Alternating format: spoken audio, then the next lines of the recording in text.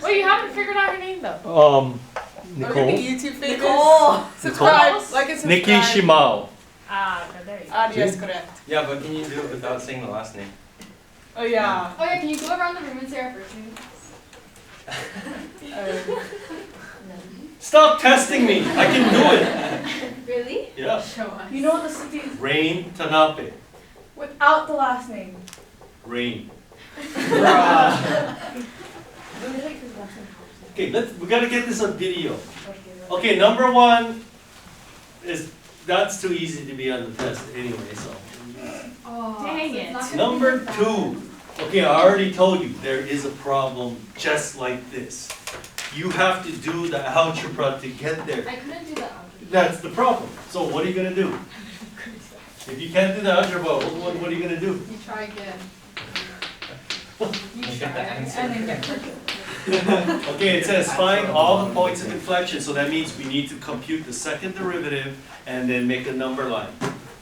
Now, see, if you want to get partial credit, you gotta take it all the way down to the end and get an answer now. So like if you just stop and go, I can't do this, it's gonna be minus 10 already. You gotta, if you haven't learned how to take a test yet, you know what you have to do? Minimize damage. That means you gotta get an answer for every question, and you gotta do it correctly. So first step is, let's make sure we get the first derivative correct so we can get 1 point with this, right? So, did you guys use the quotient rule? Low, D high, minus high, D low, all over denominator squared we go. Okay, now you gotta put this into, now do you really wanna take the derivative of this? No, you wanna simplify it, so. Is there anything I can factor out in the top? 2x, okay, what's gonna be left? X squared plus 3 minus x squared plus 3, because you gotta distribute this minus sign. That's a place you can make a mistake, yeah? But see, again, if you make a mistake that makes the problem easier, then it's hard to get partial credit that way also. Anyway, the x squareds cancel out. What is 3 plus 3? 6. 6 times 2x? 12x over x squared plus 3 squared. Did everybody get that? Oh, 1 point then. Okay, now we gotta compute the second derivative. So we gotta take the derivative of this, we gotta use the quotient rule again. So low. Wait. Are they just recreating what I did on the complete solutions? Did you guys look at the complete solutions and you can check your algebra? Wait, what complete solution? Oh, Oh my. No, there's Allison Ramirez? Close. Alexandra Alejandro Ramirez? Alexandra? Why do you know my full first name, Jerry? You don't wanna know, you don't wanna know. Low D high minus. Wait. Mr. Park, Wait, what? is Show here today? No, he's on the How do you get absence into list. Roxy? Can I sit there? No. Yeah. Didn't you pick that seat? No. Low D high minus high. I gotta concentrate here. High D low. 2 box to the first times the derivative. Did you guys remember to multiply by derivative of box? Yes. All over denominator squared we go. Okay, now we need to put this into a form that you can make a number line. It has to be all factored. So look at the top. What can be factored out? I can factor out a 12 and an x squared plus 3. What's left? X squared plus 3 minus. Now if I take away the 12 and the x squared plus 3, you're going to have 2x times 2x, which is 4x squared, right? All over denominator squared we go. But then doesn't this cancel into that and you just got 3? Okay, and then so you got 12 times, and if you simplify what's in here, you get 3 minus 3x squared. See, it's coming out nice. That's how I pick these numbers. And then you can factor out another 3, and you get 36 times. I'm pretty sure I wrote this on the complete solutions, Ramirez. Oh, I didn't look at that. So I'm just doing the algebra just for my help then. No, I just opened it like right now. Yeah, but And yeah. the reason why I give you these complete solutions so you can check your algebra. No, yeah, I didn't see this. Sorry. This is really fun. Okay, we are ready for the number line. What makes the top 0? -1 and 1. Don't forget the -1. What makes the bottom 0? Nothing. The bottom is always positive. Okay? So, pick a number bigger than 1, like 2. Plug it in. 36 times negative over positive. What?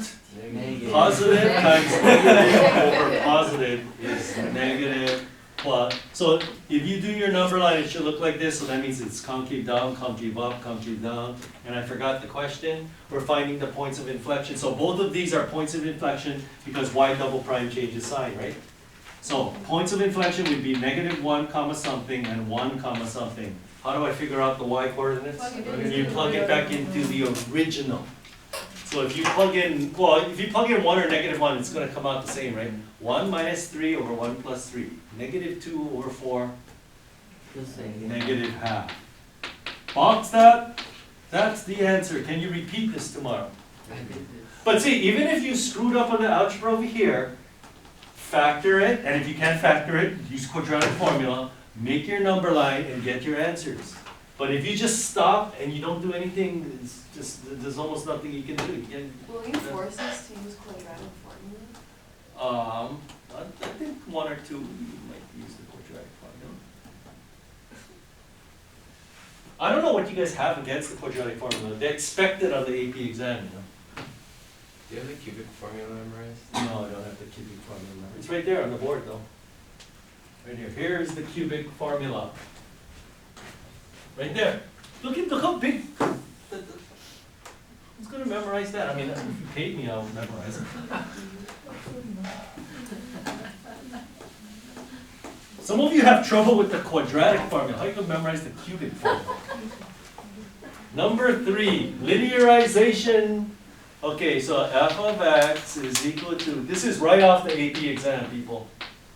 That's where I got this problem from. So it says when x equals 0, write the linearization. So just write the equation of the tangent line, take your 2 or, You're right. You I'm skip all 3. It's fine. oh yeah, wrong one, sorry. Wrong one. Number 3, oh, here we go. I'll tell you right now, this problem is on the test. You have to demonstrate to me you can do trig. Well, In fact, this problem gets so much work, this might be 12 points tomorrow. You might have to take away 2 from another one. Okay, so first step, we're not even doing, you're just doing max and mins. That's all you're doing. Take the derivative and make a number line. That's all you gotta do.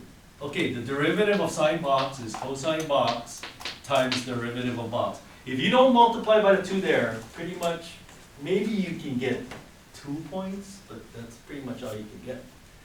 And please don't forget to take the derivative of this one now. Now what do? Factor out a 2. So you get 2 cosine 2x plus cosine x. Now, I'm telling you right now, you better know your double angle identities, otherwise you can't do this problem. Okay, cosine 2x has 3 identities. Which one am I going to use in this case since that's a cosine there? 2 cosine squared x minus 1. And then, hey, it factors. That's why I give you this problem. In fact, that's why we did all this practice on the number lines before. 1 and 1, plus and minus. Did I do that correctly? Of course, Bless you. I'm the teacher. Oh, this is single prime. Okay, what makes this factor 0? When cosine is 1/2. When is cosine 1/2? Bam! No, wrong way. Bam! Pi over 3 and 5 pi over 3. What about this one? What makes that factor 0? When cosine x equals -1. Swing! Pi. Okay, now test. I forgot 5 pi over 3. Okay, what's a good number to plug in here? 0. Plug in. Cosine of 0 is 1, so you're going to get 2 minus 1, which is positive. 1 plus 1 is positive. What's 2 times positive times positive? Positive, and just alternate it. Yeah. So it has to be No, positive. because if you plug in 0 and 2 pi, shouldn't you get the same result? Because 0 and 2 pi is the same thing, right, in trigonometry. Okay, so there's no way it can alternate here. So what's a good number to plug in here? Pi over 2. Cosine of pi over 2 is 0. So 0 minus 1 is negative. 0 plus 1 is positive. 2 times negative times positive. Negative. And then what's a good number to plug in here? 3 pi over 2. Cosine of 3 pi over 2 is also 0. So it should come out negative as well then, right? Doesn't What? doesn't I already said it can't. If this is a plus and this is a plus, there's no way it can alternate already. Okay, so increasing, decreasing, decreasing, increasing. So there's a maximum point here, there's a minimum point here, and do not forget the endpoints, because if you forget the endpoints, the most you can get is 5 out of 10. So there's gonna be a minimum point here and a maximum point there. So let's write it all down. There's gonna be a min at 0 comma something. Now, we don't know if it's absolute or relative yet, we've gotta compute the y coordinates to figure that out. There's gonna be a maximum at pi over 3. There's gonna be a minimum at 5 pi over 3. And there's gonna be a maximum at the end point 2 pi. Now, here's another adventure for you guys. How do you figure out the y coordinates? You gotta plug it back into the original. Okay, what happens when you plug in 0? Now, I can do this when when I'm sleeping. Can you guys do it when you're awake? Well, we're gonna find out tomorrow. Right? 0 plus 0. 0. Okay, plug in pi over 3. So you get 2 pi over 3. Sine of 2 pi over 3 is root 3 over 2. Plus 2 times sine of pi over 3, which is root 3 over 2. So that's 3 root 3 over 2. Okay, plug in 5 pi over 3. 5 pi over 3 times 2 is 10 pi over 3. 10 pi over 3, you gotta subtract 2 pi from it, so it's 4 pi over 3. So that's gonna be negative root 3 over 2. Plus 2 times the sine of 5 pi over 3, which is negative root 3 over 2. What is that? Negative. Negative 3 root 3 over 2. And then what happens when you plug in 2 pi? 0 plus 0 is 0. Okay, so look at your two minimums. I'm gonna erase this. This is just scratch work. Which one has a smaller y coordinate? 0 or negative something? I think negative something. So this is the absolute min, this is a local minimum. Now look at your two maximum points. Which one has a bigger y coordinate? I think this one. So this is the absolute maximum and this is a local maximum. And box that. That's your answer. Can you repeat this tomorrow?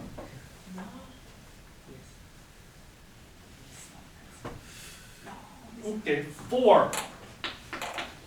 Okay, we're gonna need, you know what? We're gonna need the whole board for number 4. Can I erase? No, wait.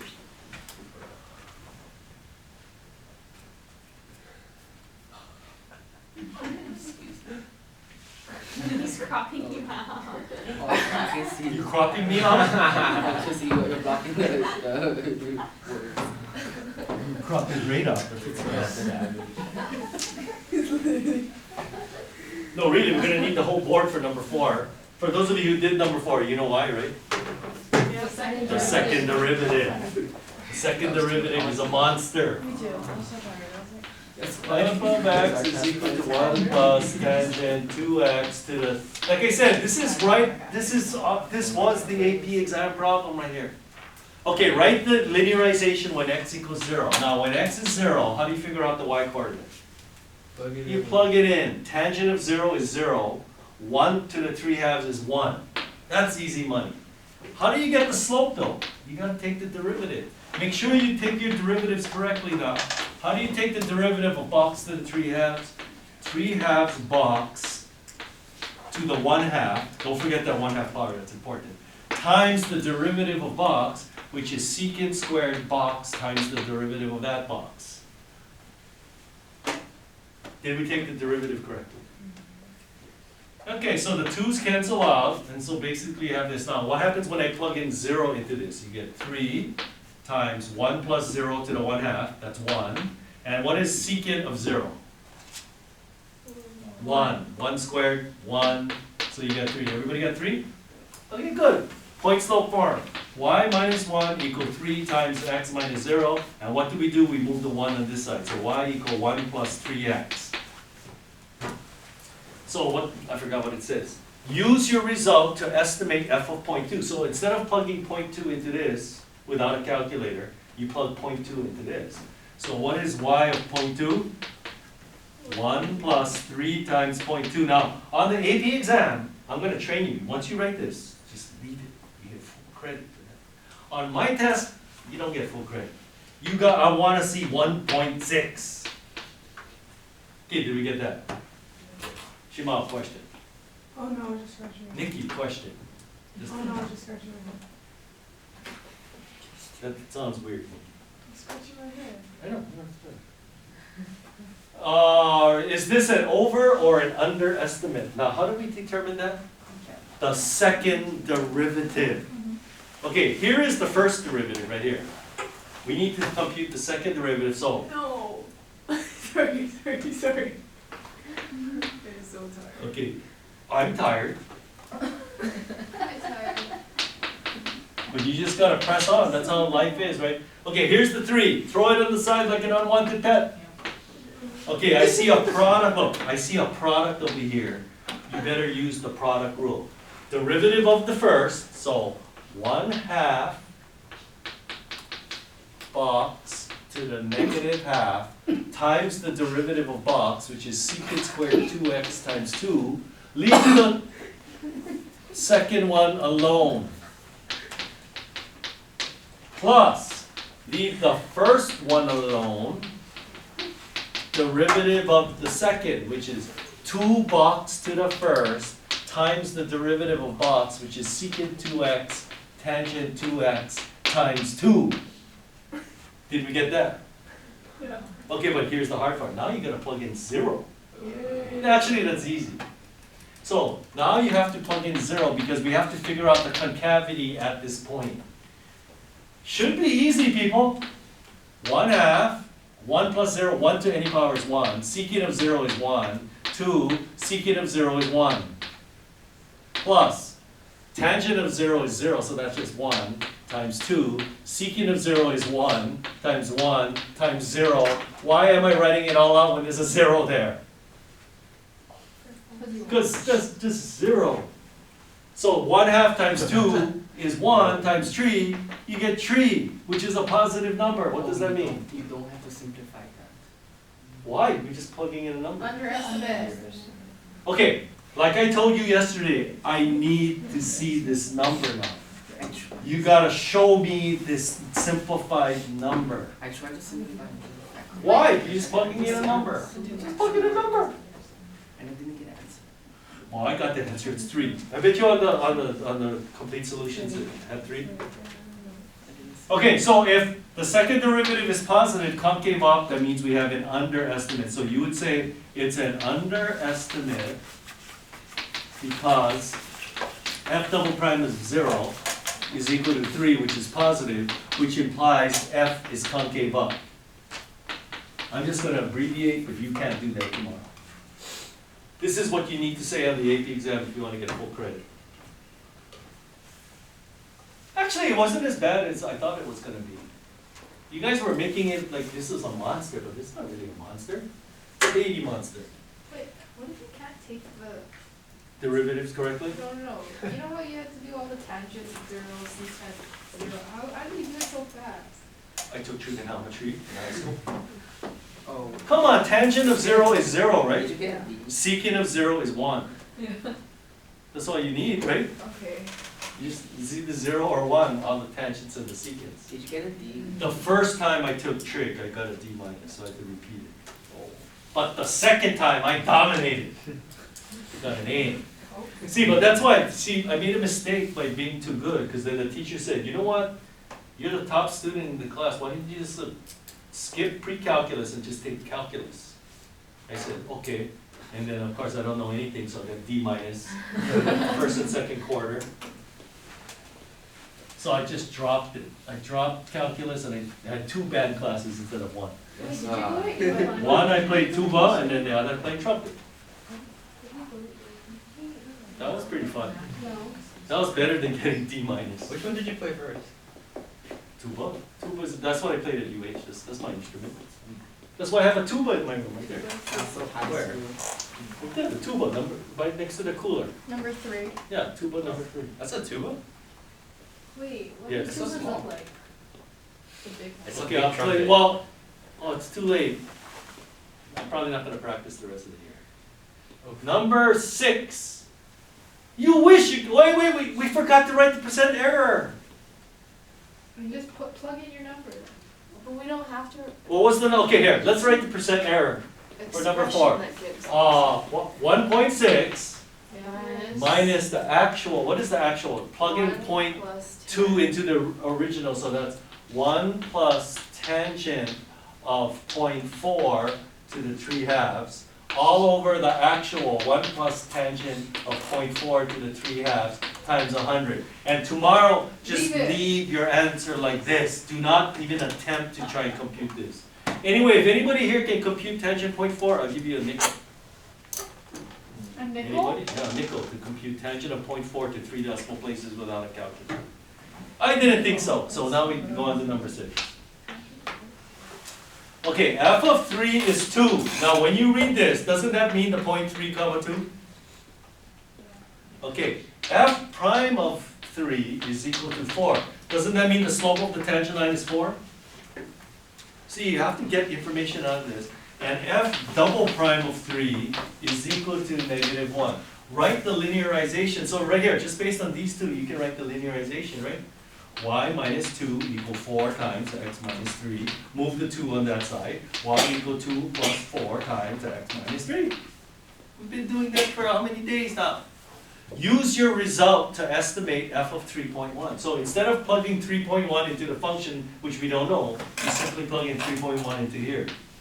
And look how easy that is. What is 3.1 minus 3? 0.1. What is 0.1 times 4? 0.4 plus 2, 2.4. There you go. Now, is this an under or an overestimate? Over. How do you know? Because you got to look at the second derivative. The second derivative at 3 is negative, which means the graph is concave down. So that means the point on the line is above the actual point. So this is an overestimate. Why? Because what? F double prime of 3 is equal to -1, which is negative, which implies F is concave down. See, if you get used to the sentence that you need to write, it's not that difficult at all. Okay, now, hey, we can finish early. Okay, number 7. This problem is on the test. Now, it doesn't matter what graph I give you. I can give you any graph, and I will. The graph might look funky to some of you. Okay, so here it is. Make it clear. Can I ask you a question? Yeah. Number 5, why is the 1 Because everything is. Wait, I gotta compose myself. So how come you gotta cross off the 1 on number 5? You don't have to, just take a -2. 98 is not a good score in this test. Part of the mean value. Okay, here, I'm gonna tell you guys again, because you guys did it on the quiz, okay. This is where the function is defined on, right? Is what we're estimating. If you read the mean value theorem, the mean value theorem says there's at least one value of C between 1 and 3, not including 1 and 3. It says including.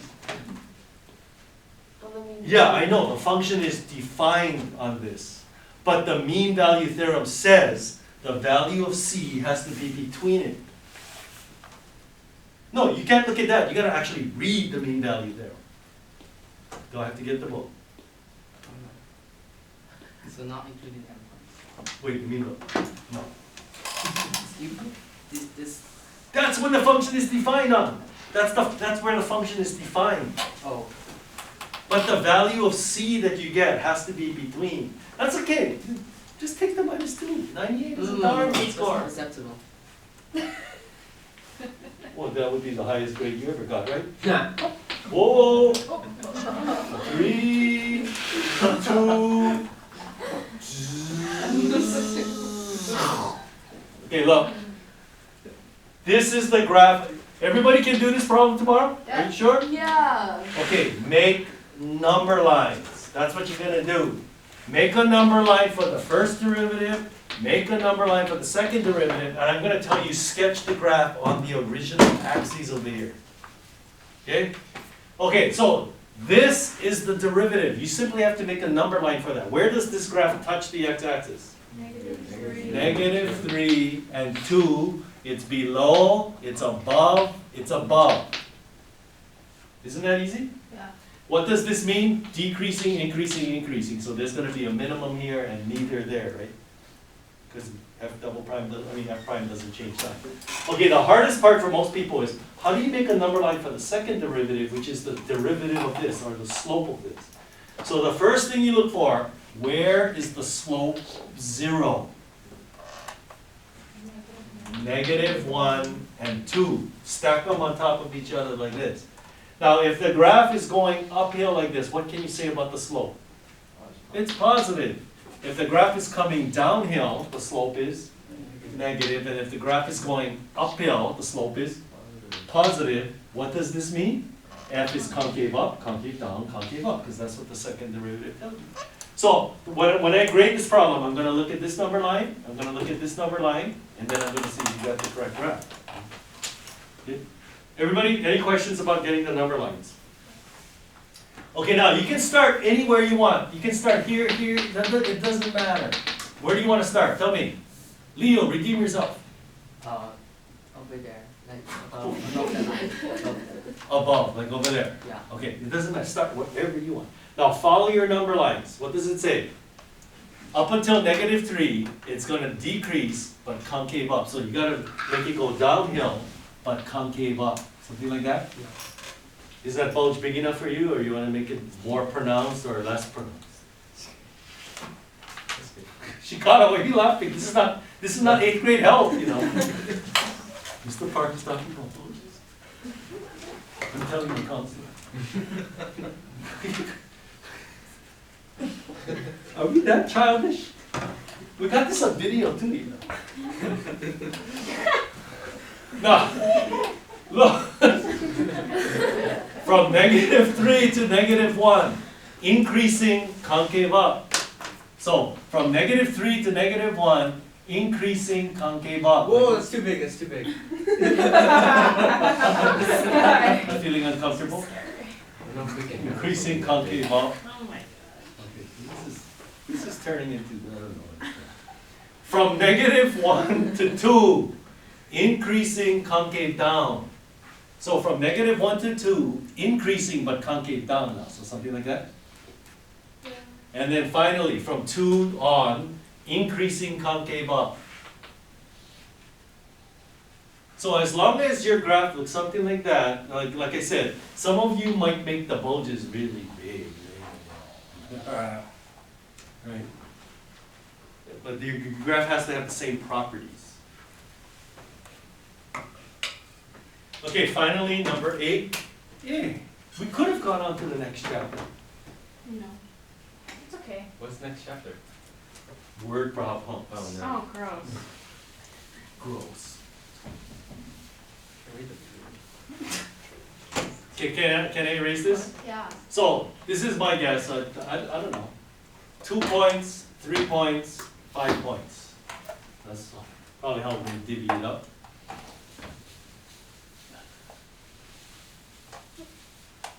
Okay, and finally number 8. So it sounds like you guys all did this already. You guys are ready for the test. You could have taken it today.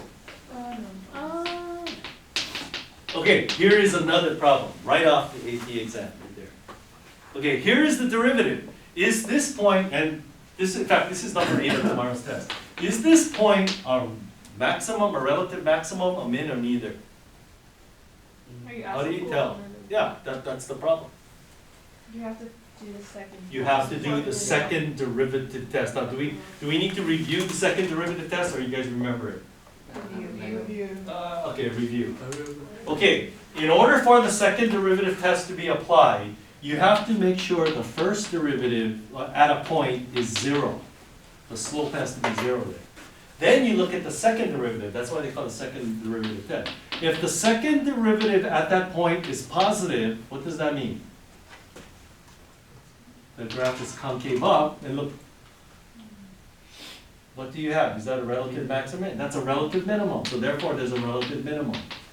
But if the second derivative is negative, So the slope is 0, but the second derivative is negative, which means the graph is concave down. Isn't that a maximum point?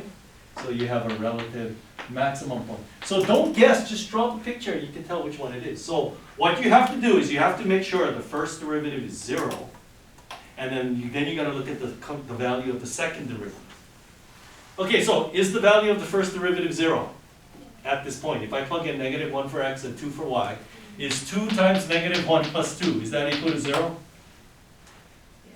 Yes, okay, so that means we're in play for the second. Why would it, think about it, why would I not make the first derivative come out to 0? Right, then it's kind of pointless, this problem. Okay, so now we gotta compute the second derivative. Okay, let's see if you guys remember implicit differentiation. Because when you have x's and y's, that's when you do implicit differentiation. What's the derivative of 2x plus y? Cologne. Still like those. Y prime or dy dx. Very good. But then, what do I do with this y prime or dy dx? You gotta plug in 2x plus y. Remember that? This is called implicit differentiation. Remember, the derivative of x is 1, the derivative of y is y prime. Okay, now at this point, what is the value of the second derivative? 2 plus 2 times -1 plus 2. What does that come out to? 2. That's a positive number. So if the slope is 0 and the second derivative is positive, which means the graph is concave up, we have a local minimum. And what is your reason? Because, now remember, the AP exam, they want you to refer to definitions and theorems. Because, what's the name of this theorem? The second. The second derivative test. Derivative test. Stop teasing me, I had a 400 SAT verbal. But I got into UH because I had a 600 math. What was the scale? That's, huh? What was the scale? Well, now you need 1100, but back then it was only 1000. I got it. 400 plus 600. The rest is history. All we have to All say you have to is say, yeah. because second derivative test. Wait, let me look. Yeah, you gotta refer to the theorem. Ready? Just like, since, remember this? Since f is continuous, the intermediate value theorem guarantees it, remember? Remember that stuff? Yeah, so you don't. Don't worry, you know, when we get to the fourth quarter, we're gonna have a quiz just on justification. It's okay. I'll come up later. You're actually saying that so I can hear you. Alexandra Ramirez. Okay, go, since we have so much time, you can say everyone's first name. Nicole Yankee. I don't have to, I know. You don't have to Yeah. I rather you guys said quiz me on like world capitals. I'd rather do Oh, that. okay. Both capitals. Okay, go.